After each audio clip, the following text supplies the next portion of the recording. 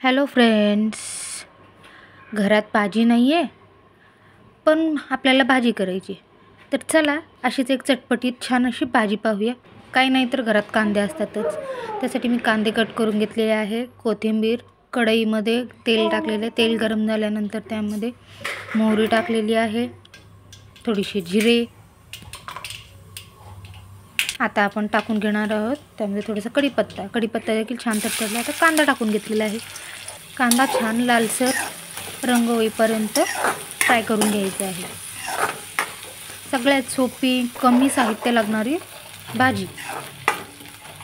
थोडंसं लालसर त्याला कलर आलेला आहे. आता त्यामध्ये मी हळद टाकून घेतलेली आहे, थोडासा सब्जी मसाला आणि गावरान सोलापुरी काळा तिखट. हे छान मस्त मी एकत्र करून परतून घेतलेलं आहे. त्यामध्ये थोडंसं शेंगदाण्याचं कूट, थोडीशी चवीपुरतं मीठ आणि शेंगदाण्याचं कूट टाकून घ्यायचं आहे. क्वांटिटी तुम्हाला कमी जास्त पाहिजे तर कमी करू शकता.